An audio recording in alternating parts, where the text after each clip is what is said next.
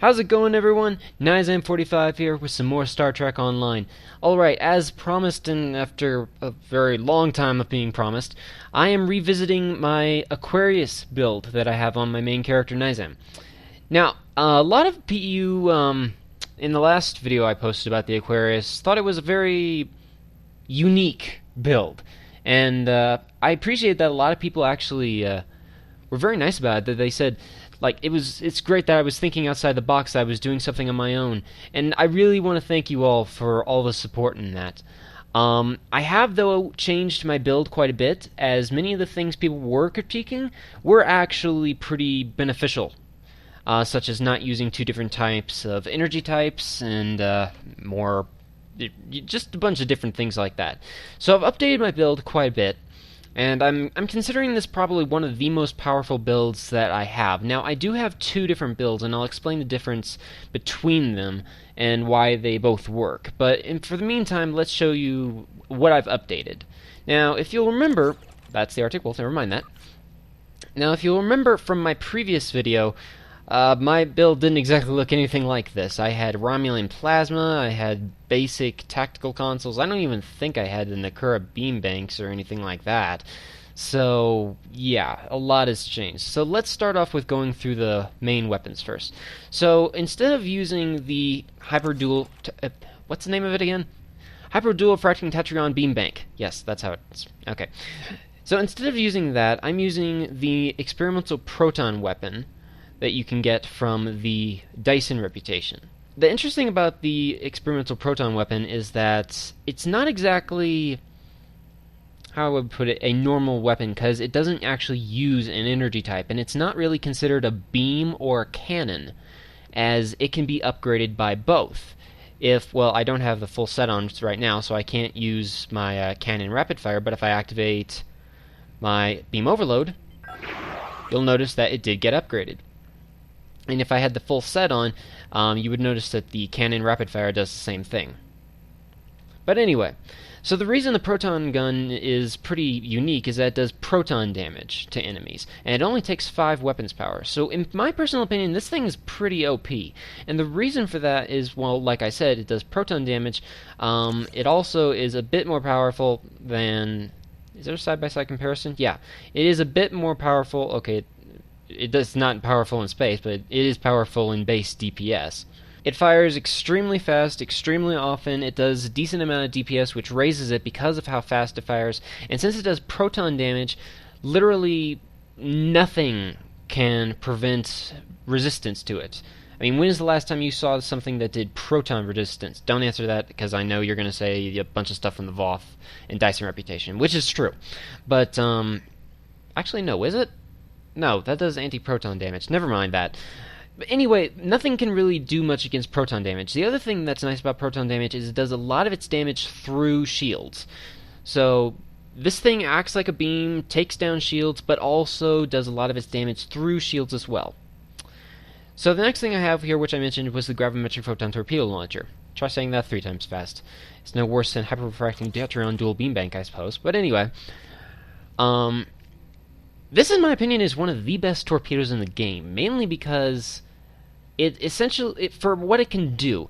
Now, yes, it is a photon torpedo launcher, which makes it pretty whatever. I mean, everyone knows photon torpedoes kind of worthless, mainly because they don't do a whole lot of damage compared to, like, quantums or things like that. They're one of the higher ones, but they just don't really compare. But the reason I say this one is good is for 2 reasons, and especially since I have the proton gun on here as well, but I'll get to that in a minute. The reason that this is good, especially for an escort like an Aquarius, is that its ability on impact has a 33% chance upon detonation to create essentially a mini gravity well. And, you know, since I'm flying an escort, I obviously don't have the bridge officer stations to create a gravity well on my own. So, having this, and by the way, if you activate Torpedo High Yield, I don't know if it'll show the stats here. Yeah, upon detonation, it will create a guaranteed gravimetric rift. So this torpedo is pretty good if you want to keep your enemies in sight and do a little bit extra damage. And since I have the proton gun as well, as I mentioned, if you go into info, This completes the two-part Protonic Arsenal set, which doesn't do a whole lot, but it gives me 22.9 more photon projectile weaponry damage, which is, amazing since I need that, because photon torpedoes don't do that much damage to begin with. It increases my critical chance by 3%, and it enables fire at will with the experimental proton weapon, which is worthless because I don't use fire at will. But whatever. Okay, so the next weapon I have, and I'd just like to mention right now that if anyone's going to ever copy this build, I would like to warn you right now that some of the items on this ship are actually very expensive. And the reason I say this is I have the two-part set of the Apex Predator set. You can only get this set from the Loadout store. So, yeah, this is going to be pretty expensive if you choose to go for this. Now, the only reason I have this at all is because currently, and by the time this video is posted, it'll probably be long over, but currently in-game there is a sale going on, 30% off all space gear in the Loadout store. So what would normally be about 400 Loadout, I got for 280 for this two-part set. And the reason I'm only using the two-part set, I'll explain in a bit. But yeah, so if you're gonna ever be getting one of these things, just be warned, the Loadout pieces are rather expensive. And I'm not really condoning the use of Loadout pieces, mainly because a lot of them just aren't that good. Not compared to like reputation gear or fleet gear, but considering what the Apex Predator set does, I felt that it was actually very beneficial and have tested it out quite a bit and find out it is actually maxing out my DPS because of its set. And I'll explain why in just a few moments. But anyway, let's take a look at the weapon. The long-range destabilized tetryon heavy cannon, which for some reason, when looking at the, that's not right. When looking at the thing down here, it's the long-range tetryon burn cannon. I don't know what the point of two different names is, but whatever. Okay, so this is actually kind of an interesting weapon. It has a 180-degree arc, just like any cannon would. It does moderate damage, as much as any cannon would. It does negative 12 weapons power when firing. That's a lot. And what I used to have here, which I have with me, is an Advanced Fleet Tetryon dual cannon. Not heavy, by the way, just normal dual cannons. And if you notice, it gives negative 10 weapons power while firing. So this cannon, while doing less DPS, actually costs more energy. And first off the bat, that's going to make you think, that's really bad. But actually, this has some benefits to it. The first benefit is that it is capable of firing up to 12 kilometers away. So out of weapons range, you can fire this. The second thing is that it has no damage degradation. And by that, if you ever notice when the use of cannons and beams as well sometimes, the farther you are away from something, the less damage you do. This ignores that. So you can shoot this from anywhere away, and the damage does not diminish with the range. So that's one of the main things. And, I tend to fight from very far away or very up close, and this way, with the damage not diminishing, I can fight from anywhere and get the same results. It also comes with a 6% critical chance, which is, whatever, that's pretty good. And I have some advanced tetryon heavy dual cannons here. They're just, average, whatever. I like how I call fleet gear average. Okay, so onto my aft weapons, since the Aquarius Destroyer only has 2. By the way, this is a Fleet Aquarius Destroyer, if you didn't know. The Nakura web mines are the first thing I have, and I know you're probably thinking, Nizam! Why are you using mines? And I know, mines are really not one of those things that you see all too often on a ship, and the reason for that is, well, they honestly aren't that good. They can be shot down. If you're in PvP, they're absolutely worthless. Yeah. But I don't really do too much PvP, and I've built this ship more for PvE than anything else. So the Nakura web mines, in my opinion, are pretty much the most OP mines in the entire game. And the reason for this is it's kind of like how the proton gun is OP. The Nakura web mines do physical damage, whereas if you've ever looked at mines before, they all do kinetic damage. Now, if you're not too in tune with what exactly that means, let me explain it to you. It's exactly like the proton damage. Nothing can resist against physical damage. And I actually was looking this up on the forums before I did the video. There are no resistances to physical damage in space at all. So nothing can protect against this, especially AIs. So every 0.5 seconds for 4 seconds, these mines do 984.5 physical damage, 50% shield penetration. To give you an idea of just how unbelievably OP this is, if I go into an elite STF and I lay a set of 8 of these, which by the way, if you use attack pattern beta 3, why do I keep saying attack pattern? Dispersal pattern beta 3. This will lay a set of 8 of these mines. A set of 8 of these mines against an elite cube will take it down a good 20-30% through its full shields. That is how good these are. And if it has no shields, you're looking at about 80% of its health. And with buffs, you can get down 40% of its health through shields. These things are amazing. And I'll go into more on why I don't have the refracting beam bank on at the moment. The last weapon I have here is the kinetic cutting beam, which is whatever, you know, it just does kinetic damage, constant drain on your weapons power, which is nice. Yeah, anyway. So yeah, that's pretty much the weapons loadout. Now, let's look at the main gear I have on my ship. So the first thing that you may not recognize here, this is the new counter command deflector array from the, what was it? What's that thing called? The 8472 counter command reputation, which is what I call the Undyne rep. Anyway, so this thing is probably the best deflector for escorts in the game, in my opinion, mainly because if you look at its stats, let's see what it does. It gives you extra accuracy, it gives extra weapons damage, extra torpedo damage, extra ship hit points, extra shield hit points, it keeps you safe from knock and repel, and it gives exotic damage, which for most players is whatever, but hey, I use the experimental proton weapon, so that actually helps a lot. So for my engines, I have the adapted Mako combat engines, which is really good engines. They're not necessarily good for every kind of ship, but they give decent flight speed and turn rate, which is whatever. I don't know why they're not working right now, but they do give me extra weapons power, shield, and auxiliary. And it also comes with the hot restart, which means if my engines are ever disabled, I have to wait 1 second, and boom, there we go, back to full speed. So for my warp core, I'm using the Dyson stabilizing warp core. Now, I used to be using average warp core, and I'll compare the two here. I used to be using a field stabilizing warp core, which was just Mark 10. I got that back when warp cores first came out. Now, these two warp cores have a lot of similarities, but a few specific key differences that make the Dyson field stabilizing warp core a whole lot better. So they both give me additional shield power, both increase my shield power to allow it to go past 125, they both maximum warp factor, but here's the first thing.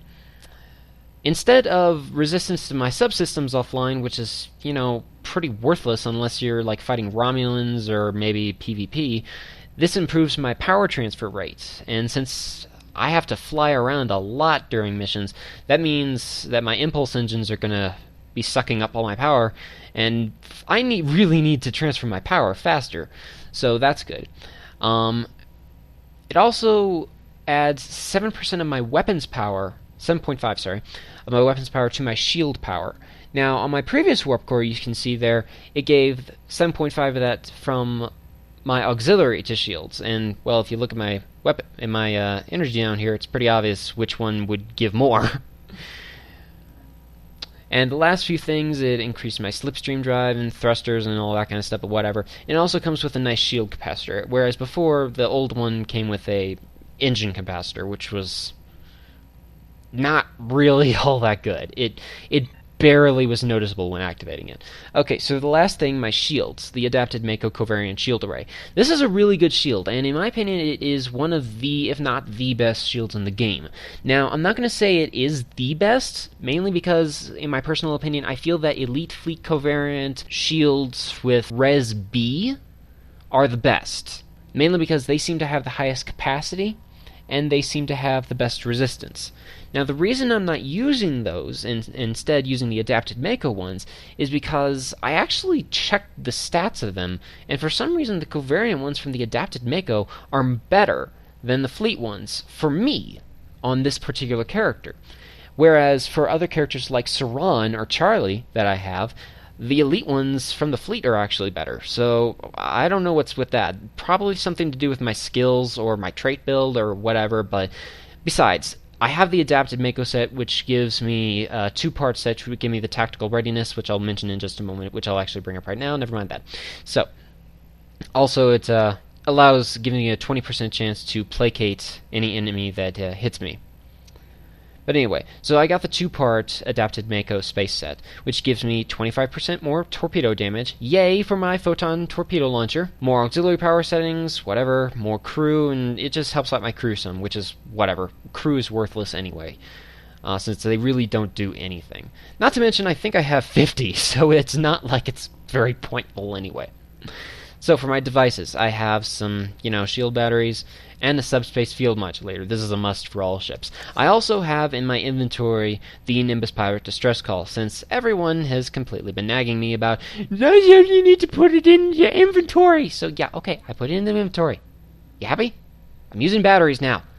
I'm rubbing against the grain here, and I'm using batteries. You better be happy.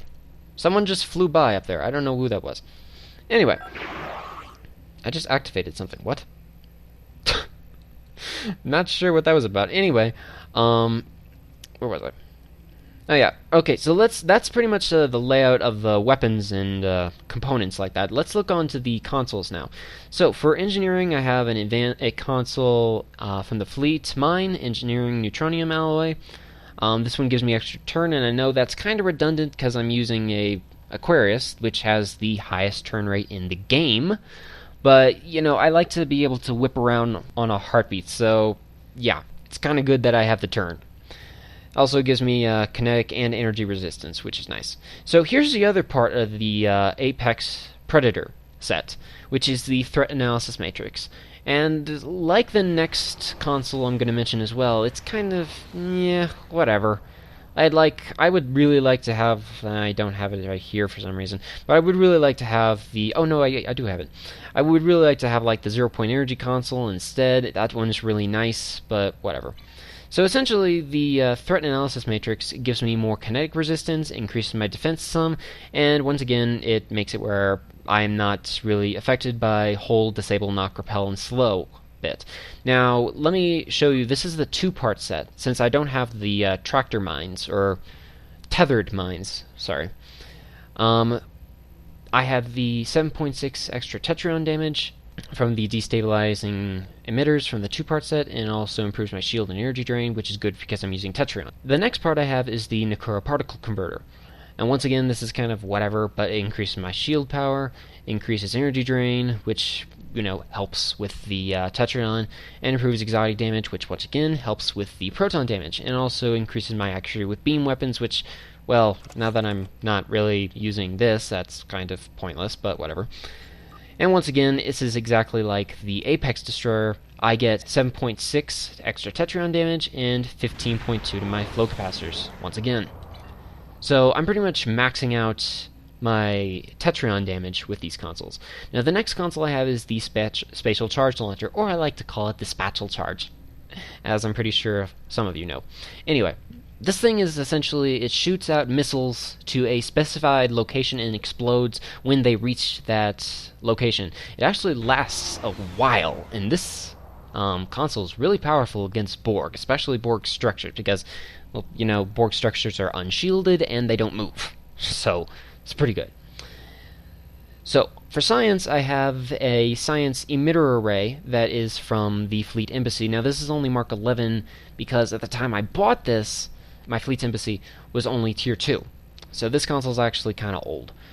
And I don't really feel like spending an extra 50,000 fleet credits and 20,000 dilithium to upgrade something by 2%.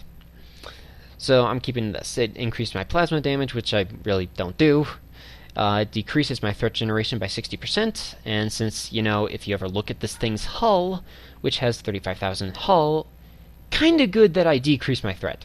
also improves my shield healing, and since if you look at my bridge officer abilities over here, I only have emergency powered shields and science team 1, so all the shield healing I can get is really good. It also gives me the Pla proc, which adds a plasma DOT proc to all my non-plasma weapons. So pretty much everything I'm shooting, which includes my tetryon cannons and my proton weapon, now have the chance to apply a plasma DOT to enemies. So that's pretty cool as well. That gives me that last little bit of extra damage. And last, I have the assimilated console, which improves my critical chance, my critical severity, more weapons power, hull healing, and improves my graviton generators, which, by the way, helps my photon torpedo. So that doesn't go unused. And I also, since I have the kinetic cutting beam, I have the 2-part set, which is the 2.5 chance to apply the Omega weapon amplifier, which gives me more weapons power, resistance to my weapons power, and more maximum weapons power resistance. So that's nice. And the last console I have here that's special before I get on to my main tactical consoles is the Plasmonic Leech. Now, if you can afford the Plasmonic Leech, you really should get one, because it is by far the sickest console in the game. Just look at what it does. It steals power from your enemies and then gives it to you as a buff for 15 seconds, and it stacks. I don't remember how many times it stacks. I think it stacks up to 6 times. I don't see how many times it stacks, but it stacks quite a bit. This is probably one of the most OP consoles in the game, and even with a little Aquarius Destroyer here, I am usually maxing out my weapons power 90% of the time, and once I get in the fight, my shield power maxes to 130 90% of the time. And then my energy for engine and auxiliary, they go up to about half mark. This thing is unbelievably powerful. So the last 3 consoles I have are tactical vulnerability exploiters, and the reason that I'm using vulnerability exploiters instead of locators, well, I was greedy. So at the time I got these, no one had a tier 3 Spire yet, not even BioLegion. Not even they had a tier 3 thing yet. So I got these pretty much as soon as I could. And so the only thing available was the exploiters, which is actually pretty fine, because I have a 10% critical chance anyway. So with these, besides the 31.9 extra tetryon damage for all 3 of these, I'm also getting, 24 extra percent critical severity. So my critical severity is up to 83%. That's insane. So that's pretty much covers my ship's build. I know that's pretty wild, but at least I'm not using 2 different energy types like I were before, and yeah. So this ship has actually gone through a lot. Anyway, so let me show you my skills now. These are just my skills. I'm not going to go through every one of them because we'd be here for hours, so if you want to see something in particular, just pause or whatever. So let's show you my traits next. I'm using Accurate, which gives me more accuracy. Hot Pursuit, which was a lockbox trait that was out a while back. I think it came out with the Hydrogen lockbox? Yeah. And it pretty much doubles the reach of my mines that they can find enemies. And since I use my Nakura mines a lot, that's really good. So the next thing I have is Elusive, which increases my defense. This one, it says it's for ground, but I think this might help as well for space. I'm not sure, actually, increasing my critical chance, but whatever.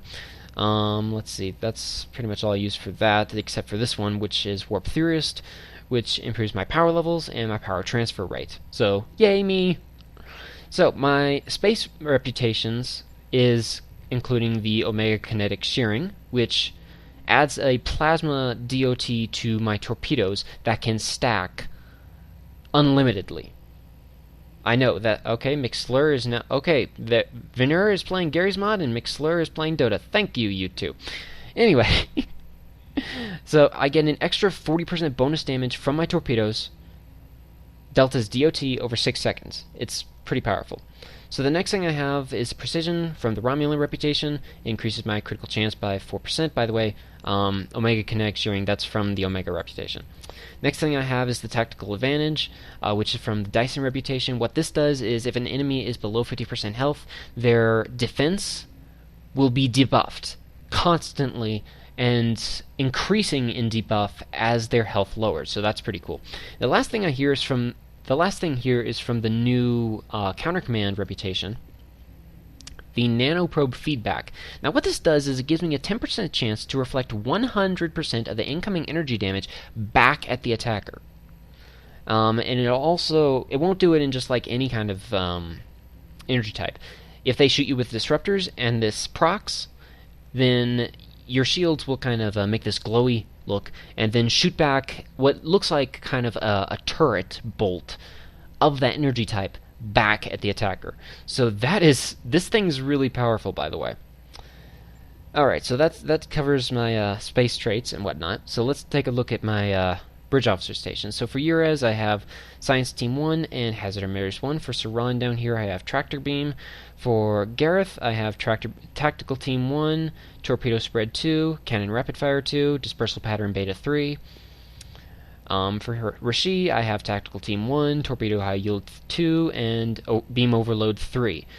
Which, by the way, the Beam Overload, as I mentioned, it upgrades the proton weapon, so that can still be used, whether I'm using the proton weapon or the Hyper Dual Beam Bank, so that's nice. Sagus is Engineering Team 1 and Emergency Powered Shields 2. So let's take a look at my DOFs now quickly. No, that's assignments, there we go. So, I have a Projectile Weapons Officer, and I have 2 Projectile Weapons Officer, one of which is Law, which you can get through playing missions. He's part of the Nimbus storyline, and both of them have a 20% chance to improve my torpedo recharge time by 5 seconds, so that's nice. So I can fire these off as many times as I want, and you did not keep my last... You're not supposed to be there. No. I swapped my loadout. I don't know why it didn't save him. This guy. There he is. This one was the one I had active. So this is an Energy Weapons Officer. When I attack with Beam Overload, there is a 30% chance that I will ignore 30% of the target's shields for 4 seconds. So that's really powerful. Next I have a Technician, which reduces my Engineering Team buff, and the same for the Development Lab Scientist, which reduces my Science Team buff. So, that I think is pretty much it. That's pretty much it. That's pretty much everything I have here. Yeah, that's pretty much it. So, I'm actually gonna go show you this build in action. I'm gonna queue for, I don't know, some kind of mission. I don't really want to do an STF, so I'll see what I can find. Anyway, so see you in a second. Alright, here we go. Fleet Alert! I'm sorry, I couldn't think of anything different. Ramis! We're fighting Ramis! Okay.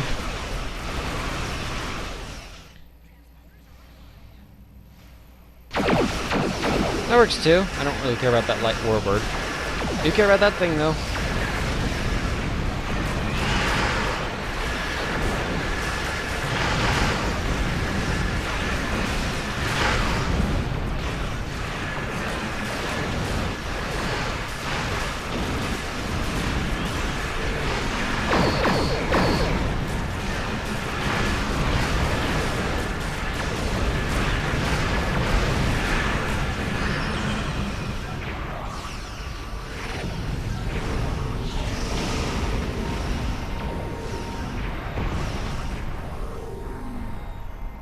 Good, more enemies approaching. I was kind of hoping there would be.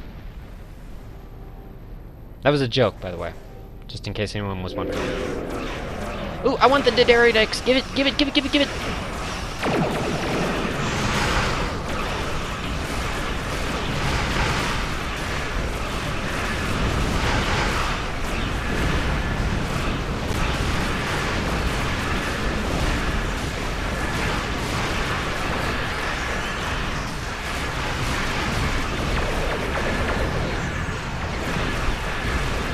Oh no, don't jam my sensors like that. Stop it!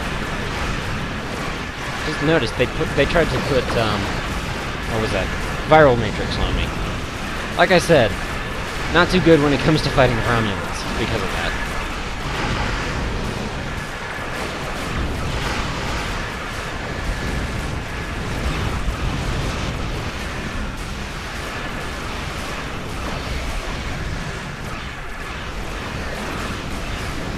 And the other nice thing that I'm using about the proton gun, as well as the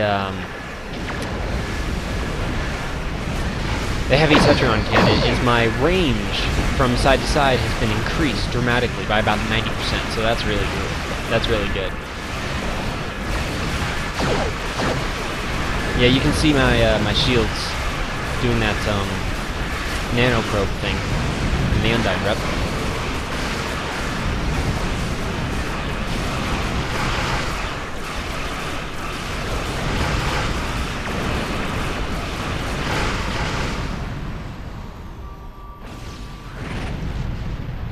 Only a couple minutes in.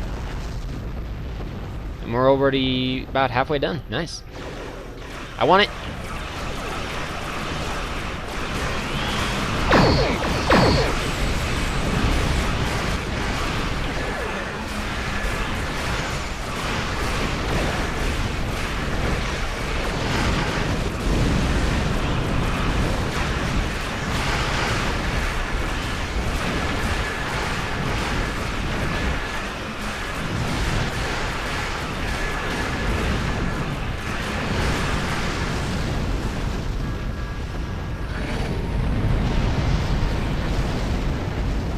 Another wave over there.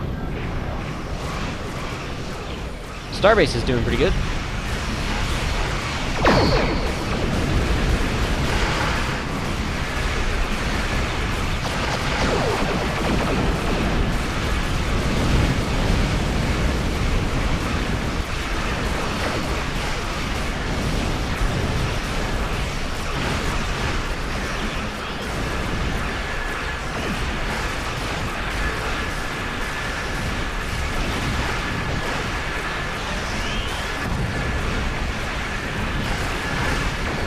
That was a big critical hit that I just got.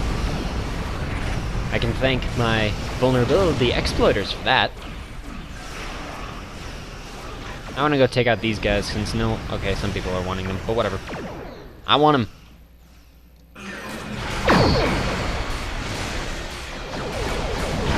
No, don't viral matrix me. So yeah, taking them on all by myself, that was probably not the best idea.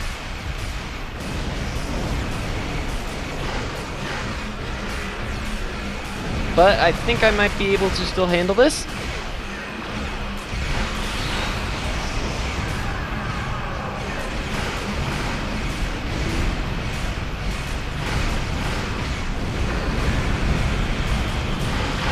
Provided someone can give me some healing.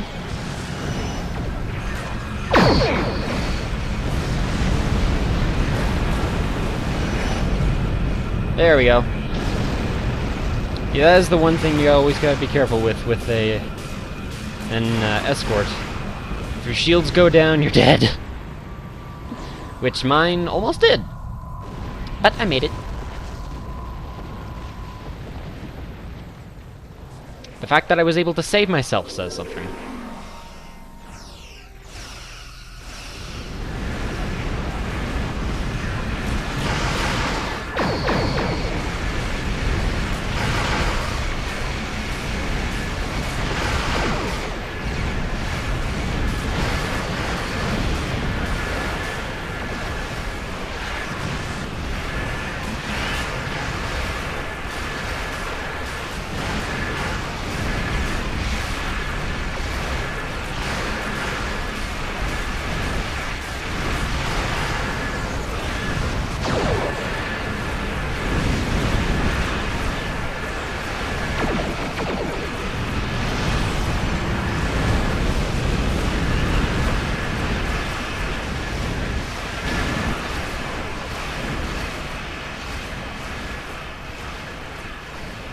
That thing's firing range. And now I come back to shooting.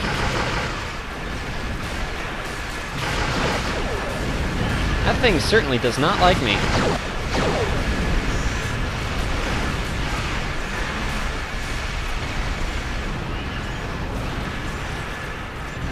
Ah, but the mines are tracking her. It's not really her. I don't actually know what it is. It's a ship, so I guess it's her. And everything's dead except that thing.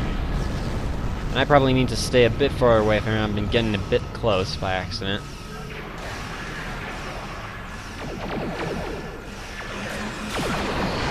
So let's not get too close. Even though I really want to. Hey, I didn't get close! We might actually lose this because of that cloaking. Although I might be dead because of this. Nope, I'm not dead. Good.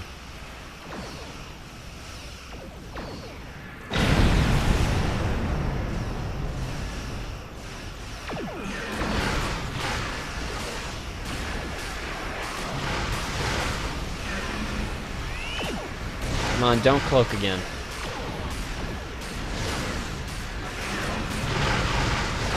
It doesn't look like she's gonna cloak. Good.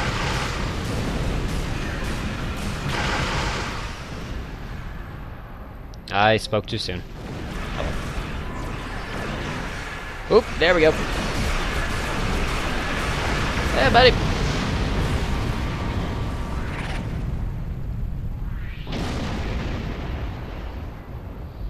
Alright, so I think that was a pretty good demonstration of what this can do. Oh, who am I kidding? That was a horrible demonstration. It's so much better with the Borg cubes, because you can just see the raw power behind your DPS when you do it that way. Oh well.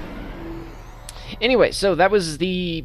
I don't know really what to call this. I want to call it Master Build, that's kind of cheating it off another YouTuber, so I don't really want to call it that. That's my enhanced build, I guess, of my Aquarius Destroyer, the Muhalo II.